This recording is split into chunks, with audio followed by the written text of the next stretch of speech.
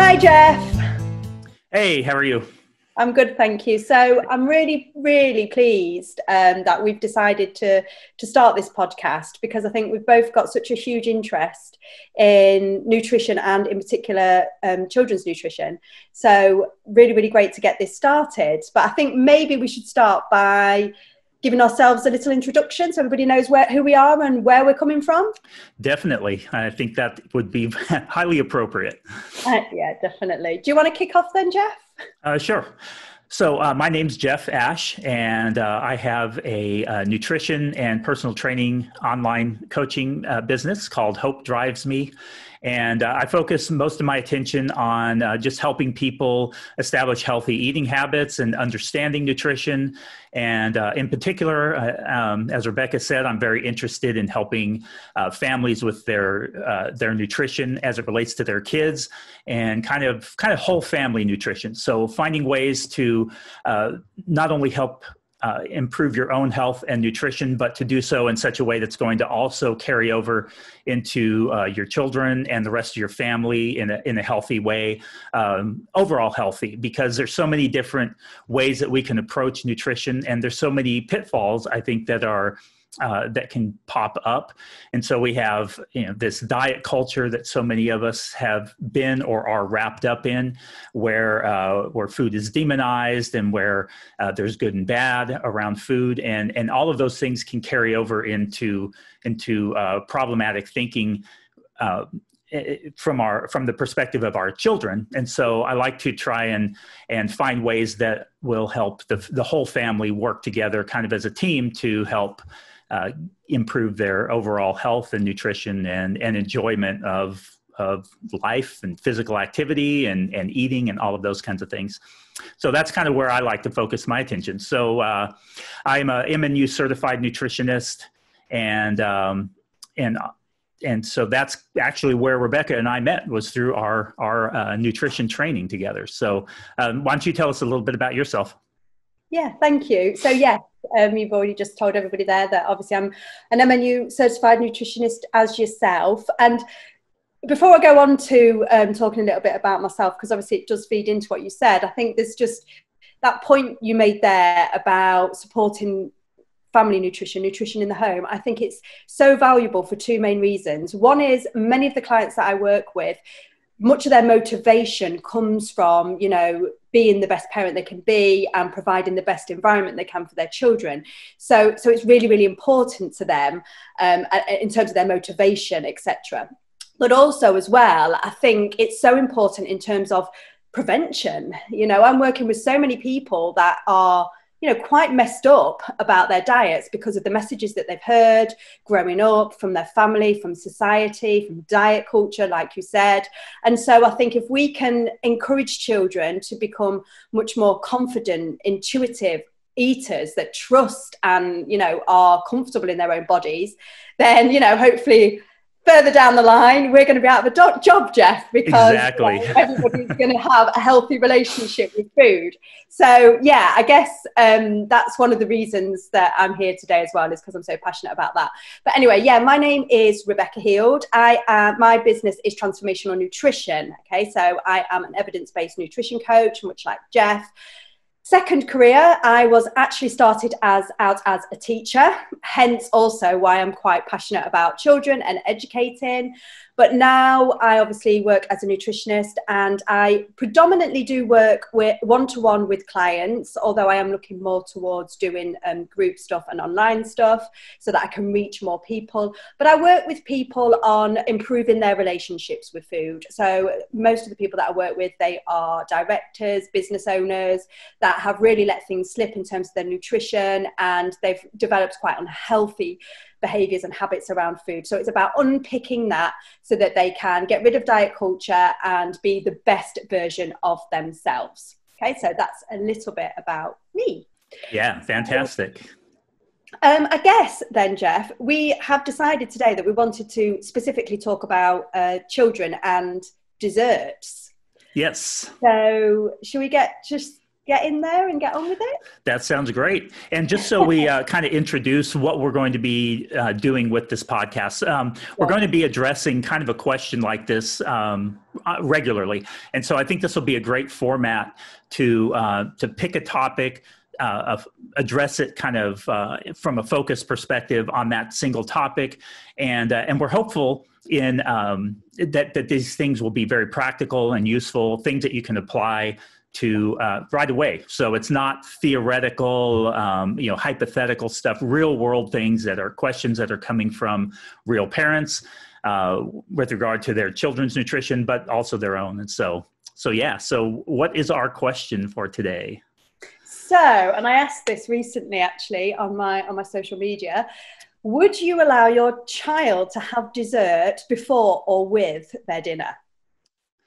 Yep, that is a great question and a very common question, I think, too. And actually, I think some parents would not even think about it. They would just assume, no, you always have dessert afterward, because that's kind of how a lot of us were raised. Exactly. Yeah.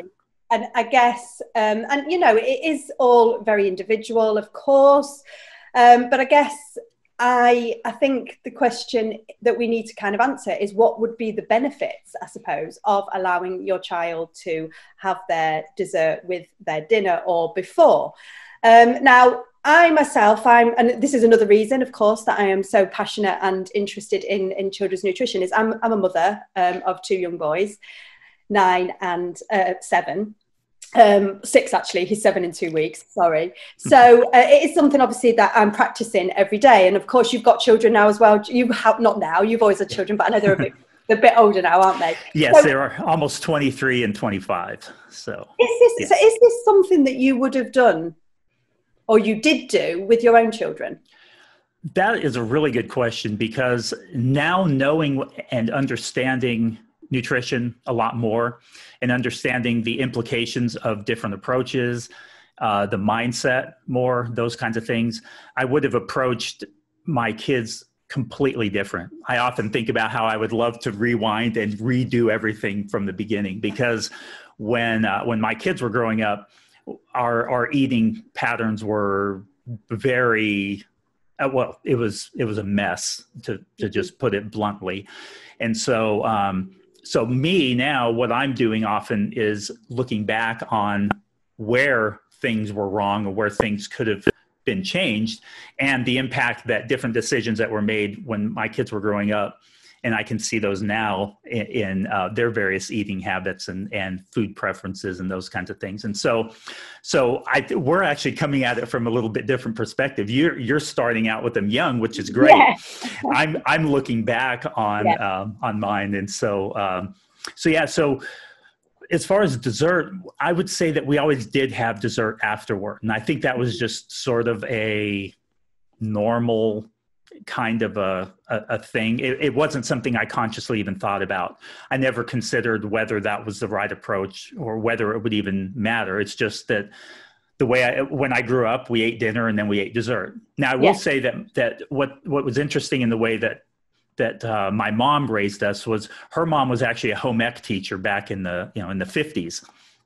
And so she, interestingly enough, promoted a way of eating that was very intuitive and left up to the child to decide how much they wanted to eat, what they wanted to eat of each thing that was offered. And it was served family style, and there was no pressure around food.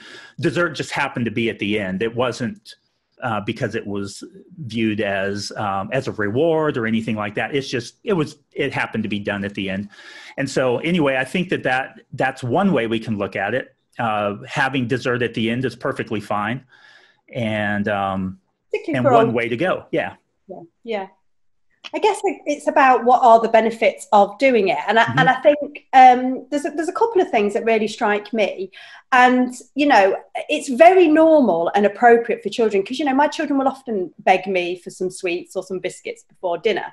And it's very normal and appropriate for children and adults alike to desire sweets before any other type of food. Okay, so I think there were the two main benefits to, I guess, serving the sweet with the dinner before, either alongside or before, is that very often it almost takes away that kind of what's the word,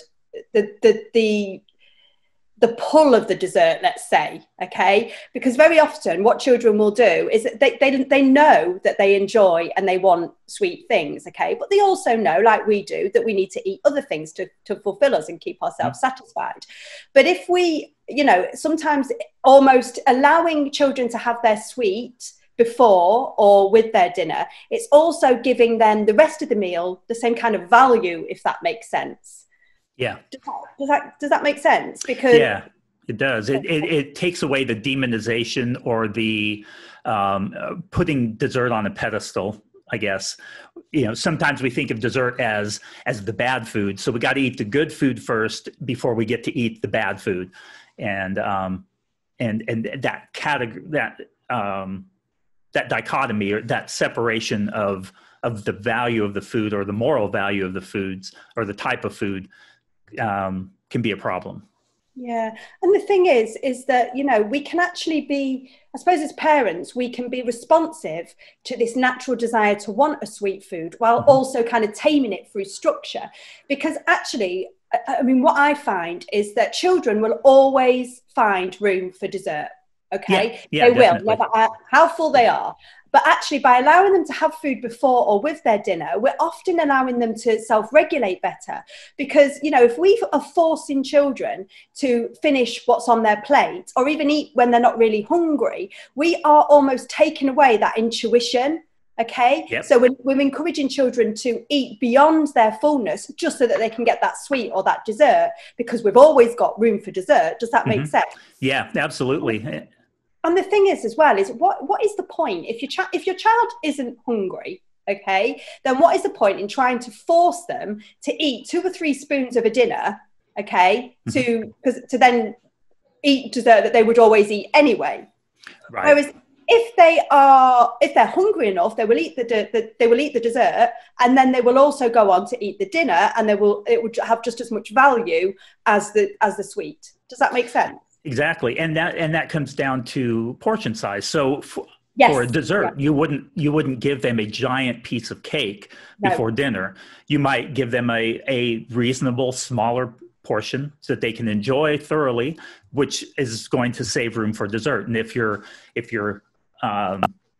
planning out their meals and feeding times in such a way that they're going into each meal feeling somewhat hungry, a small piece of cake or ice cream or something is not going to fill them up. They're going to have room for that dinner. But as you were saying, you know, when it is very common for parents to focus on an arbitrary amount of food that we think our child should eat at that meal, and if they don't eat that amount, then we assume that they need to eat more, and it may be that they don't need more. And so all we're doing is kind of setting them up to learn how to overeat by feeling like they need to eat a certain amount of food based on some arbitrary standard that's not based on their internal hunger, their internal cues, and their body's desire for food. We're forcing them to eat a certain amount, and then it just really does set them up long term for struggling with managing their food intake intuitively. Yeah. And that's it. And I think that's a really good point that you made there that I did want to make about dessert is meant to be a small treat, because somebody did comment on one of my posts saying I wouldn't let my child have dessert before dinner because they would just then want more dessert and wouldn't eat their dinner. But no, your responsibility as a parent is to provide that structure and to make sure that, you know, dessert is not a free-for-all. Dessert should never be a free-for-all. Dessert is meant to be a small treat. Now, I am not saying that you shouldn't serve sweets or treats unlimited from time to time. You should. I do with my children. But you would do that at a snack time. Okay, it's much better at snack time so that there's no other competition from other foods. You know, if you are giving your child, you know, huge portions of dessert, then of course it's going to prioritize over other foods. But if we're allowing them just a small treat, then it's not going to interfere with what will then be, you know, a nutritious and a wholesome meal. And I think one of the other things that I really did want to point out as well is that I think if you are going to apply this, it's really, really important to actually think about the structure of meal times and snacks in your household. So going back to the whole division of responsibility, okay, in that, you know, as parents, we are responsible for when and what we provide our children. So we provide the structure. So we provide, you know, the way it works in our house is we have breakfast, we have morning snack, we have lunch, we have mid-afternoon snack, we have dinner, and then we would have supper. Okay. Now my children know that at any point during any point in between those periods during the day, I'm not going to allow them to have food. They've got to have food at those set points. But then at each scheduled meal or snack, they can eat as much as they want until they're satisfied, if that makes sense. So they can eat, you know, at snack times, they can eat as much as they want, etc. So that they know that when they have got the opportunity to eat, they need to be able to eat until they're satisfied and then wait until the next meal or snack time. Does that make sense? Yeah, absolutely. And I think that's an important thing to point out here when we're talking about dessert and those kinds of things, because if you don't have that structure, that framework in place, like you talked about, where you have these designated times for feeding, then you know, giving your child dessert at the beginning may not work well, because exactly. Giving them the ability to have their dessert at any point during the meal is somewhat grounded in this division of responsibility that you mentioned, yes. where they have these set meal times. They're going into each feeding time with some level of hunger. Yes, so they're not going into dinner already full because they've been grazing all afternoon, and now you're giving them another dessert, which of course is going to dial their appetite down to where they're not going to want to eat any of the you know, quote, healthy food with that meal. But if you give them their snack early, they go into dinner, they're hungry. That small dessert is not going to take away all of their hunger. They're still going to be hungry, and they're going to want some chicken, and they're going to want some vegetables, and they're going to want some potatoes and those kinds of things. So I think it's important to point out that division of responsibility that you talked about, where it's the what and when is the job of the parent, and then kind of how much and what they want to eat from what's offered, yes. Being the responsibility of the child.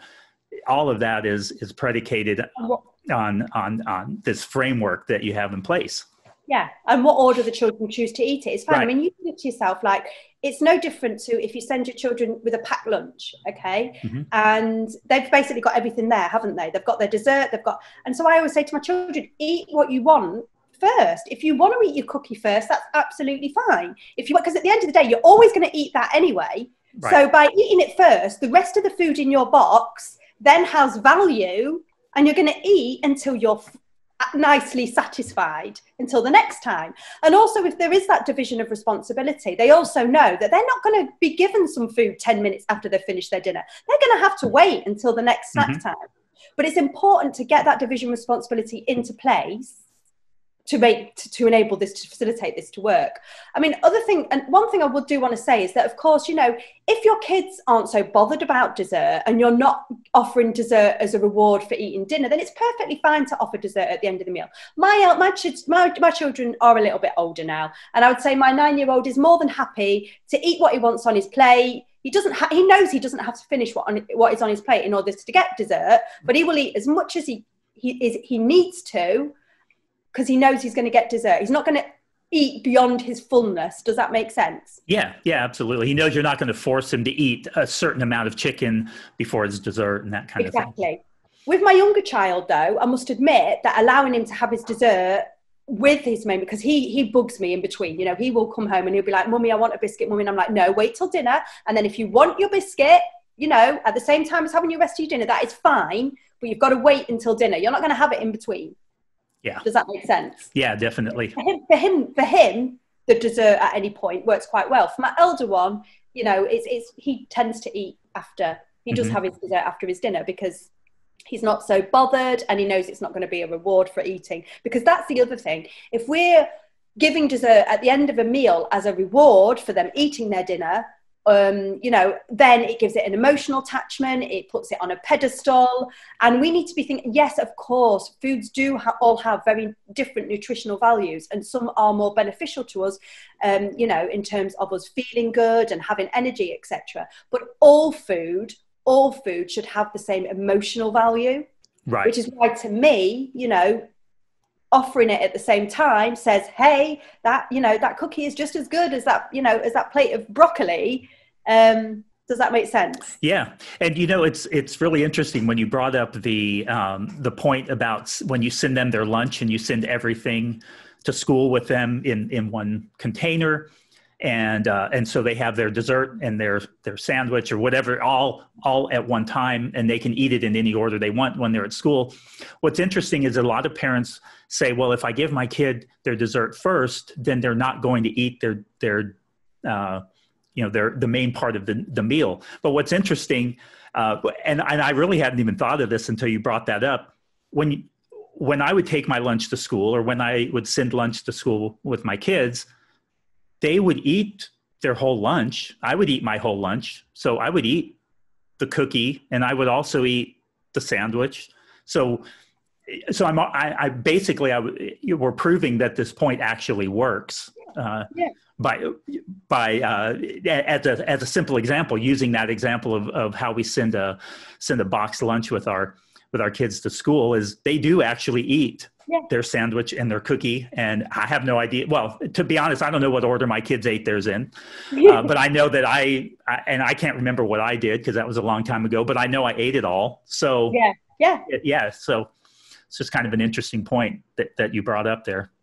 I think the thing is that, and as we know, Jeff, you know, children need structure. They need structure, but they do not need restriction when it comes to food. And also, almost by, you know, saying to children, you are almost not restricting, but you're kind of putting a caveat on having dessert if you're making them have it after their dinner. Does that make sense? And it almost makes them think, you know, then they're eating their dinner and they're probably not enjoying it or they're not valuing everything else that is on their plate as much as they're looking forward to that cookie. Whereas if they're eating that cookie, they've got that sweet fix, which is natural for reasons that we don't need to go into today, but maybe another day. You know, then of course, then the rest of the food just becomes, like I've said, it becomes just as important. Yeah, that's a really good point. And as you were bringing that up, I was thinking of my own way of eating. And when I go to a restaurant, I often get dessert afterward, because when my wife and I don't go out to dinner real often. And so when we do, I eat whatever I want. But I'm usually looking forward to the main part of the meal just as much as the dessert. And so I think that's kind of a good gauge of how, whether you're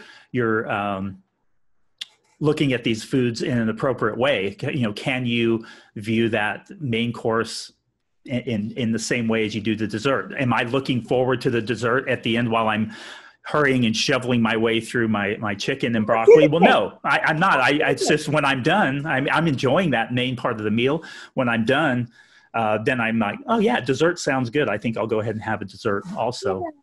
And also, well, you got to think, you know, sometimes if you're always going to have dessert. Okay. If you're a child that loves a dessert, you know, you're always going to have dessert. So if you kind of end up eating up to fullness and then you've still got room for dessert and then it feels uncomfortable, isn't it better to allow them to just have the dessert and then maybe not eat that last potato or that last bit of chicken so that it pushes them beyond fullness? Does that make sense?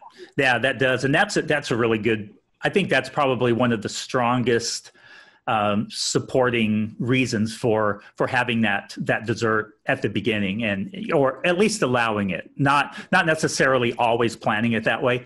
What's interesting, that's the other thing actually I did want to say. I'm not saying by any means that you should allow, because not everybody has a dessert at every meal. I've got to admit, we pretty much do in this household because my kids love their dessert, and that's okay. But I have actually found that because it's funny, you said in the beginning about how obviously I'm coming at this from a very different, because my children are young, but you know, I am still learning, and I've still got my own beliefs that I have to question quite regularly. So I've got to admit, you know, it was quite, I did follow the quite traditional structure of finish everything on your plate, then you can have dessert. Obviously, I am now rethinking that and re-establishing the rules in my house, or not the rules, but the structure in my house, so to speak. And it's funny that when it was always like, eat your dinner, then have your dessert, the kids always wanted dessert, always. Whereas now I've made it a little bit more like, well, you can have your dessert at the beginning if you like, boys. They're not as bothered about having a dessert with every meal, which is really quite Yeah, nice. that is kind of interesting. Yeah. Well, and too, dessert doesn't have to be chocolate cake with, it doesn't have to be a huge, like a sweet thing. It can be a bowl of fruit and yogurt, something just a little bit different. And when you start to think of it that way, it really is just similar to vegetables or some other food along with dinner too. Yeah, and that's a really good point, because my son loves apples. Okay, I mean, they love sweets, but they love their fruit and veg as well. I'm really fortunate. But my youngest son, he eats apples like they're going out of fashion. So very often he will start his meal with an apple, and that's his dessert some days, Yeah. And same with my other son, he likes his yogurt and his honey, and that will be his dessert. And sometimes they will eat it at the beginning of the meal. Especially with my youngest, he will bug me, like I said, in between meals. So to give him it at the beginning of his meal then means that he's going to eat and enjoy his chicken and his vegetables. And does that make sense? So yeah. Well, it's repeating the same point, but yeah. That point with the apple was really interesting. I was reading a study a while back where they were looking at meal calorie intake.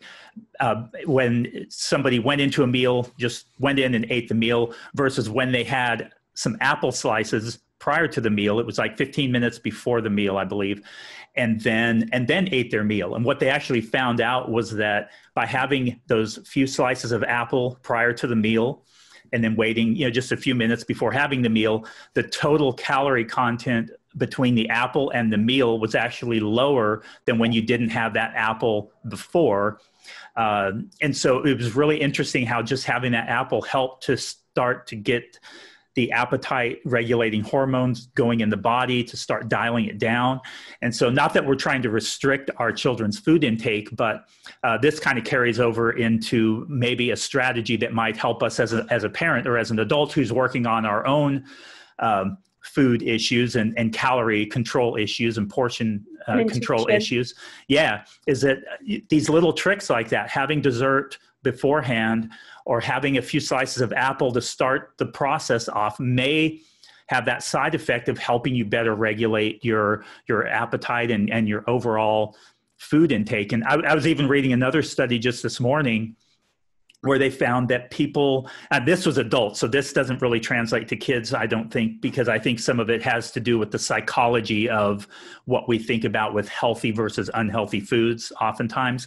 But they found that when people were served cheesecake from a buffet, served cheesecake, and then they chose their foods going down the line, if they started with the quote unquote unhealthy, so the dessert type stuff at the beginning first, they tended to make healthier choices down the line, versus if they put the healthier stuff first and had the dessert at the end. We don't like healthy, unhealthy. We're right. Like, so it's really interesting, the psychology of that. Now, like I said, that we wouldn't want to apply that to kids, because hopefully we can prevent them from developing that. But as adults, we have some of these thoughts ingrained. And so some of these little strategies can be really helpful for our own mindset too.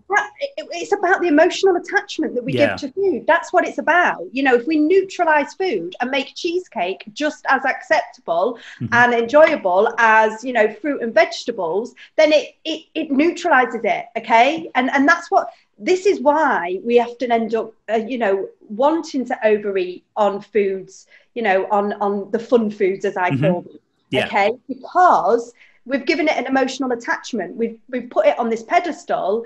And again, like you say, it's psychological. Yeah. But I've read a similar study about where if you have fruit at the beginning of your meal, it has that effect as well. But I think and I think it's really, really interesting. And I think it is just about, I guess, looking at all foods as equal emotionally, if that makes sense, even though they are not. We know they're not equal nutritionally. We know that. But if you can see food from a much more neutral perspective and listen to your own body, then you will, for the most part, like my boys do, for the most part, they choose food that they know is going to make them feel good and give them energy. Okay. And then obviously the other food that is more, I guess, more calorie dense than nutrient dense is good. They enjoy it just as much, but they also know what's going to make them feel good and give them energy, etc. If that makes sense. Absolutely. I think that's a great way to look at that. So do you have any final thoughts on this particular topic? No, I think it opens up to lots of other questions and debates that we could have.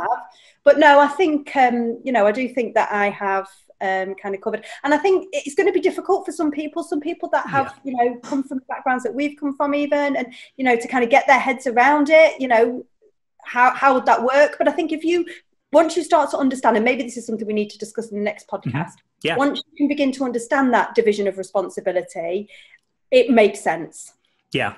And I think that point you made where you kind of laid out how you all do your feeding, I think that's probably one of the best things as far as a takeaway from the episode today, as far as what can parents start to do to start making some progress in the right direction when it comes to this concept around dessert, for example. And I think that using that model that you laid out there, where you have breakfast and a snack and lunch and a snack and dinner and then a snack or whatever fits well within your family, some kind of structured feeding times where the kids know what's expected. They know that they're going to have a meal soon, so they don't have to worry about, well, I'm so hungry, when am I going to eat again?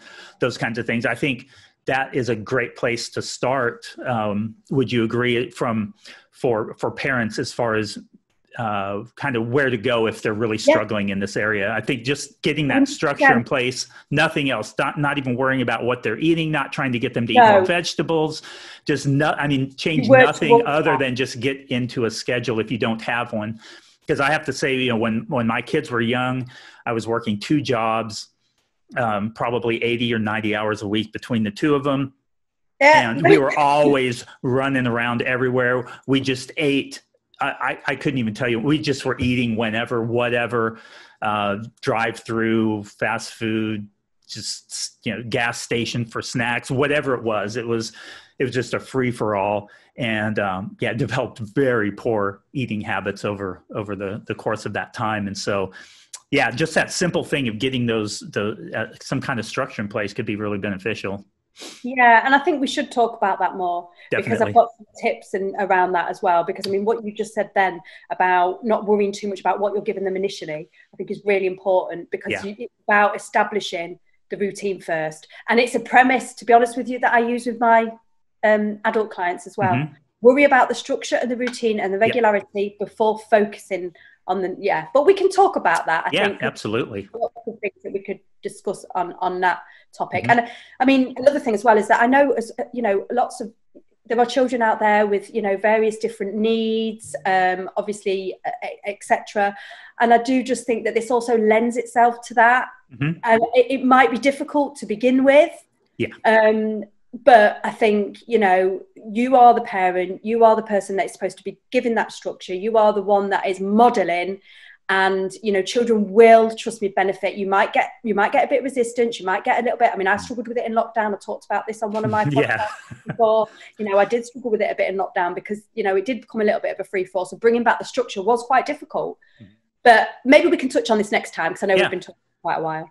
Yeah, that sounds great. Yeah, cool.